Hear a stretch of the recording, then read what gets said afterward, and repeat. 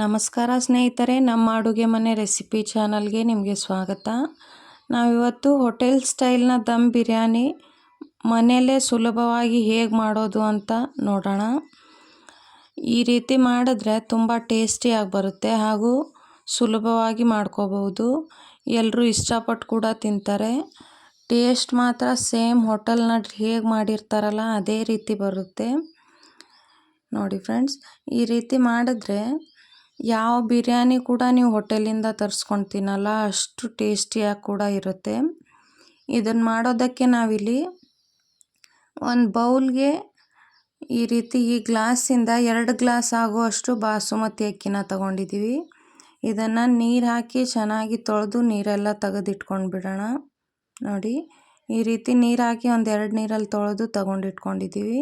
ಈ ಕಡೆ ಗ್ಯಾಸ್ ಮೇಲೆ ಒಂದು ಕುಕ್ಕರ್ನ ಇಟ್ಬಿಟ್ಟು ಬಿಸಿ ಆದಮೇಲೆ ಅಕ್ಕಿ ಬೇಯೋದಕ್ಕೆ ಎಷ್ಟು ನೀರು ಬೇಕಲ್ಲ ಅದಕ್ಕಿಂತ ಜಾಸ್ತಿನೇ ಹಾಕ್ಕೊಂಡು ಒಂದು 4 ಪೀಸ್ ಚಕ್ಕೆ, 2 ಸ್ಟಾರು, 5 ಲವಂಗ ಮತ್ತು ಸ್ವಲ್ಪ ಜೀರಿಗೆನ ಹಾಕ್ಕೊಂಡು ಈ ರೀತಿ ಮಿಕ್ಸ್ ಮಾಡಿ ಇದಕ್ಕೆ ರುಚಿಗೆ ತಕ್ಕಷ್ಟು ಉಪ್ಪನ್ನು ಹಾಕ್ಕೊಂಡು ಬಿಡೋಣ. ನೋಡಿ ಫ್ರೆಂಡ್ಸ್, ರುಚಿಗೆ ತಕ್ಕಷ್ಟು ಉಪ್ಪು ಮತ್ತು 1 ಟೀ ಸ್ಪೂನ್ ಆಗುವಷ್ಟು ತುಪ್ಪನ ಹಾಕ್ಕೊಂಡು ಈ ರೀತಿ ಮತ್ತೆ ಒಂದು ಸತ ಮಿಕ್ಸ್ ಮಾಡ್ಕೊಂಡು ಬಿಡೋಣ. ನೋಡಿ ಫ್ರೆಂಡ್ಸ್, ಈ ತುಪ್ಪ ಎಲ್ಲ ಕರಗಿಬಿಟ್ಟು ಒಂದು ಕುದಿ ಬರೋವರೆಗೂ ಬಿಡಬೇಕು. ನೋಡಿ, ಈ ರೀತಿ ಒಂದು ಕುದಿ ಬಂದಾದಮೇಲೆ ನಾವು ತೊಳೆದಿಟ್ಕೊಂಡಿರೋ ಅಕ್ಕಿನ ಇದಕ್ಕೆ ಹಾಕ್ಕೊಂಡು ಮತ್ತೆ ಮಿಕ್ಸ್ ಮಾಡ್ಕೊಂಡು ಬಿಡಬೇಕು. ನೋಡಿ ಫ್ರೆಂಡ್ಸ್, ಈ ರೀತಿ ದಮ್ ಬಿರಿಯಾನಿ ಮಾಡಬೇಕು ಅಂದರೆ ಯಾವುದೇ ಕ್ಯಾಪ್ ಹಾಕ್ಕೊಂಡು ಅನ್ನ ಬೇಯಿಸ್ಕೋಬೇಕಂತಿಲ್ಲ. ನೋಡಿ ಫ್ರೆಂಡ್ಸ್, ಈ ರೀತಿ ಚೆನ್ನಾಗಿ ಒಂದು ಕುದಿ ಬಂದು ಅಕ್ಕಿ ಸ್ವಲ್ಪ ಉದುರಾಗೋವರೆಗೂ ಚೆನ್ನಾಗಿ ಬೇಯಬೇಕು. ನೋಡಿ ಫ್ರೆಂಡ್ಸ್, ನಮ್ಮ ಅಕ್ಕಿ ಚೆನ್ನಾಗಿ ಬೆಂದಿದೆ. ಇವಾಗ ಅನ್ನ ರೆಡಿಯಾಗಿದೆ. ನೋಡಿ ಫ್ರೆಂಡ್ಸ್, ಈ ರೀತಿ ಉದುರಾಗಿರಬೇಕು. ಜಾಸ್ತಿ ಮೆತ್ತಗೆ ಬೇಯಿಸ್ಕೊಂಡು ಬಿಟ್ಟರೆ ದಮ್ ಬಿರಿಯಾನಿ ಚೆನ್ನಾಗಿರಲ್ಲ ಮಿಕ್ಸ್ ಮಾಡ್ಕೋಬೇಕಾದ್ರೆ. ನೋಡಿ, ಆ ನೀರನ್ನೆಲ್ಲ ಈ ರೀತಿ ಒಂದು ಜರಡಿನ ಇಟ್ಕೊಂಡ್ಬಿಟ್ಟು ತಗೊಂಡು ಬಿಡಬೇಕು. ನೋಡಿ ಫ್ರೆಂಡ್ಸ್, ಈ ರೀತಿ ನೀರನ್ನೆಲ್ಲ ತೆಗೆದುಬಿಟ್ರೆ ನೋಡಿ ಎಷ್ಟು ಉದುರಾಗಿದೆ ಅಂತ ಅನ್ನ. ಈ ಕಡೆ ಮತ್ತೆ ಗ್ಯಾಸ್ ಮೇಲೆ ಒಂದು ಕಡಾಯಿನ ಇಟ್ಕೊಂಡ್ಬಿಟ್ಟು ಒಂದು 4 ಟೇಬಲ್ ಸ್ಪೂನ್ ಆಗುವಷ್ಟು ಎಣ್ಣೆನ ಹಾಕ್ಕೊಂಡಿದ್ದೀವಿ ನಾವು. ನೋಡಿ, ಆ ಎಣ್ಣೆ ಸ್ವಲ್ಪ ಬಿಸಿ ಆದಮೇಲೆ ಮೀಡಿಯಮ್ ಸೈಜ್ದು ಒಂದು 3 ಈರುಳ್ಳಿನ ಈ ರೀತಿ ಉದ್ದುದಕ್ಕೆ ಕಟ್ ಮಾಡ್ಕೊಂಡು ತಗೊಂಡಿದ್ದೀವಿ. ಅದನ್ನೆಲ್ಲ ಹಾಕ್ಕೊಂಡು ಡೀಪ್ ಫ್ರೈ ಮಾಡ್ಕೋಬೇಕು ಈರುಳ್ಳಿ. ನೋಡಿ ಫ್ರೆಂಡ್ಸ್, ಫುಲ್ಲು ಕಲರ್ ಚೇಂಜ್ ಆಗೋವರೆಗೂ ಈ ರೀತಿ ಫ್ರೈ ಮಾಡ್ಕೋಬೇಕು. ಇದು ಚೆನ್ನಾಗಿ ಫ್ರೈ ಆಗಿದೆ. ಇವಾಗ ಇದನ್ನು ಸೈಡ್ಗೆ ಒಂದು ಪ್ಲೇಟಲ್ಲಿ ತೆಗೆದಿಟ್ಕೊಂಡು ಬಿಡೋಣ. ನೋಡಿ ಫ್ರೆಂಡ್ಸ್, ರೆಡಿಯಾಗಿದೆ. ಇವಾಗ ಇದನ್ನು ಸೈಡ್ ಎತ್ತಿಟ್ಕೊಂಡ್ಬಿಟ್ಟು ಈ ಕಡೆ ನಾವು ಬಿರಿಯಾನಿ ಮಾಡೋದಕ್ಕೆ ಒಂದು 3/4 kg ಆಗುವಷ್ಟು ಚಿಕನ್ನ ತಗೊಂಡಿದ್ದೀವಿ. ಅದನ್ನು ಚೆನ್ನಾಗಿ ತೊಳೆದು ತಗೊಂಡಿದ್ದೀವಿ.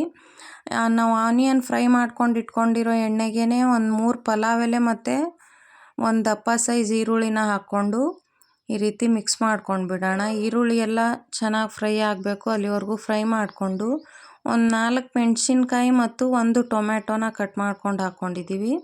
ನೋಡಿ ಫ್ರೆಂಡ್ಸ್, ಟೊಮೆಟೊ ಸಾಫ್ಟ್ ಆಗೋವರೆಗೂ ಈ ರೀತಿ ಲಿಡ್ ಕ್ಲೋಸ್ ಮಾಡಿಬಿಟ್ಟು ಬೇಯಿಸ್ಕೊಳ್ಳೋಣ. ನೋಡಿ, ಟೊಮೆಟೊ ಎಲ್ಲ ಚೆನ್ನಾಗಿ ಬೆಂದಿದೆ. ಇವಾಗ ಇದಕ್ಕೆ ಒಂದು 2 ಟೇಬಲ್ ಸ್ಪೂನ್ ಆಗುವಷ್ಟು ಶುಂಠಿ ಬೆಳ್ಳುಳ್ಳಿ ಪೇಸ್ಟ್ನ ಹಾಕ್ಕೊಂಡು ಅದೆಲ್ಲ ಹಸಿ ವಾಸನೆ ಹೋಗೋವರೆಗೂ ಚೆನ್ನಾಗಿ ಫ್ರೈ ಮಾಡ್ಕೋಬೇಕು. ಅದೆಲ್ಲ ಚೆನ್ನಾಗಿ ಫ್ರೈ ಆದಮೇಲೆ ಸಣ್ಣದಾಗಿ ಕಟ್ ಮಾಡ್ಕೊಂಡಿರೋ ಸ್ವಲ್ಪ ಪುದೀನ ಮತ್ತು ಸಣ್ಣದಾಗಿ ಕಟ್ ಮಾಡ್ಕೊಂಡಿರೋ ಸ್ವಲ್ಪ ಕೊತ್ತಂಬರಿನ ಹಾಕ್ಕೊಂಡ್ಬಿಟ್ಟು ಮಿಕ್ಸ್ ಮಾಡ್ಕೊಂಡು ಬಿಡಬೇಕು. ನೋಡಿ ಫ್ರೆಂಡ್ಸ್, ಈ ರೀತಿ ಎಲ್ಲನೂ ಚೆನ್ನಾಗಿ ಮಿಕ್ಸ್ ಮಾಡ್ಕೊಂಡಾದಮೇಲೆ ಇದಕ್ಕೆ ಒಂದು 2 ಟೀ ಸ್ಪೂನ್ ಆಗುವಷ್ಟು ಚಿಲ್ಲಿ ಪೌಡರ್, ಒಂದು ಚಿಟಿಕೆ ಆಗುವಷ್ಟು ಅರಿಶಿಣ ಮತ್ತು 1 ಟೇಬಲ್ ಸ್ಪೂನ್ ಆಗುವಷ್ಟು ಧನಿಯಾ ಪುಡಿ, ರುಚಿಗೆ ತಕ್ಕಷ್ಟು ಉಪ್ಪು. ನಾವಿಲ್ಲಿ ಎವರೆಸ್ಟ್ ಬಿರಿಯಾನಿ ಪೌಡರ್ನ ಯೂಸ್ ಮಾಡ್ಕೊತಿದ್ದೀವಿ. ಒಂದು 2 ಟೇಬಲ್ ಸ್ಪೂನ್ ಆಗುವಷ್ಟು ಬಿರಿಯಾನಿ ಪೌಡರ್ನ ಹಾಕ್ಕೊಂಡು ಬಿಡೋಣ. ಇದೆಲ್ಲ ಹಾಕ್ಕೊಂಡು ಇದನ್ನು ಚೆನ್ನಾಗಿ ಎಣ್ಣೆಲೇ ಫ್ರೈ ಮಾಡ್ಕೋಬೇಕು. ನೋಡಿ ಫ್ರೆಂಡ್ಸ್, ಇಲ್ಲಿ ಈ ರೀತಿ ಎಲ್ಲನೂ ಮಿಕ್ಸ್ ಮಾಡ್ಕೊಂಡ್ಬಿಟ್ಟು ಈ ಮಸಾಲೆ ಎಲ್ಲ ಎಣ್ಣೆ ಬಿಟ್ಕೋಬೇಕು, ಅಲ್ಲಿವರೆಗೂ ಚೆನ್ನಾಗಿ ಫ್ರೈ ಮಾಡ್ಕೋಬೇಕು. ನೋಡಿ, ಈ ರೀತಿ ಎಣ್ಣೆ ಬಿಟ್ಕೊಂಡಾದಮೇಲೆ ನಾವು ತೊಳೆದಿಟ್ಕೊಂಡಿರೋ ಚಿಕನ್ನ ಇದಕ್ಕೆ ಹಾಕ್ಕೊಂಡು ಬಿಡೋಣ. ನೋಡಿ ಫ್ರೆಂಡ್ಸ್, ಈ ರೀತಿ ಹಾಕ್ಕೊಂಡಾದಮೇಲೆ ಎಲ್ಲನೂ ಚೆನ್ನಾಗಿ ಮಿಕ್ಸ್ ಮಾಡ್ಕೋಬೇಕು ಮಸಾಲೆ ಒಳಗಡೆ ಚಿಕನ್ನ. ನೋಡಿ, ಈ ರೀತಿ ಎಲ್ಲನೂ ಮಿಕ್ಸ್ ಮಾಡ್ಕೊಂಡಾದಮೇಲೆ ಚಿಕನ್ ಬೇಯೋದಕ್ಕೆ ಎಷ್ಟು ನೀರು ಬೇಕಲ್ಲ ಅಷ್ಟೇ ನೀರನ್ನು ಹಾಕ್ಕೋಬೇಕು. ನಾವು 1 ಕಪ್ ನೀರನ್ನಷ್ಟೇ ಹಾಕ್ಕೊಂಡಿದ್ದೀವಿ ಇದಕ್ಕೆ. ಚಿಕನ್ ಕೂಡ ನೀರು ಬಿಡುತ್ತೆ ನೋಡಿ ಫ್ರೆಂಡ್ಸ್. ಈ ರೀತಿ ನೀರು ಹಾಕಿದಾದ್ಮೇಲೆ ಮತ್ತೆ ಮಿಕ್ಸ್ ಮಾಡಿಕೊಂಡು ಲಿಡ್ ಕ್ಲೋಸ್ ಮಾಡಿಬಿಟ್ಟು ಬೇಯಿಸ್ಕೊಳ್ಳೋಣ.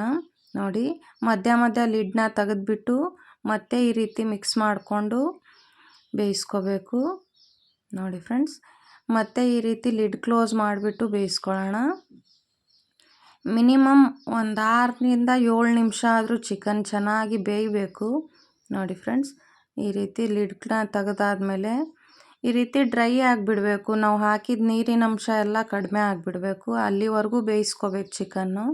ನೋಡಿ ಚೆನ್ನಾಗಿ ಎಣ್ಣೆ ಬಿಟ್ಕೊಂಡಿದೆ, ಚೆನ್ನಾಗಿ ಬೆಂದಿದೆ ಚಿಕನ್. ಇವಾಗ ಇದನ್ನು ಈ ಸೈಡ್ಗೆ ಎತ್ತಿಟ್ಕೊಂಡ್ಬಿಟ್ಟು ಚಿಕನ್ ಮೇಲ್ಗಡೆ ಇರೋ ಎಣ್ಣೆನ ಈ ರೀತಿ ಅದೇ ಕುಕ್ಕರ್ಗೆ ಹಾಕ್ಕೊಳ್ಳೋಣ. ಆಲ್ರೆಡಿ ನಾವು ಅನ್ನ ಬೇಯಿಸ್ಕೊಂಡಿರೋ ಕುಕ್ಕರ್ಗೆ ಆ ರೀತಿ ಸ್ವಲ್ಪ ಎಣ್ಣೆ ಹಾಕ್ಕೊಂಡ್ಬಿಟ್ಟು ಮತ್ತು ಅದ್ರ ಮೇಲೆ ನಾವು ಮಾಡ್ಕೊಂಡು ಇಟ್ಕೊಂಡಿರೋ ವೈಟ್ ರೈಸ್ನ ಇದಕ್ಕೆ ಹಾಕ್ಕೋಬೇಕು. ಹಾಕ್ಕೊಂಡಾದ್ಮೇಲೆ ಚೆನ್ನಾಗಿ ಹರಡಿಸ್ಕೊಂಡು ಮತ್ತು ನಾವು ಮಾಡ್ಕೊಂಡು ಇಟ್ಕೊಂಡಿರೋ ಚಿಕನ್ ಫ್ರೈನ ಇದ್ರ ಮೇಲೆ ಈ ರೀತಿ ಹಾಕ್ಕೊಳ್ಬೇಕು ನೋಡಿ ಫ್ರೆಂಡ್ಸ್.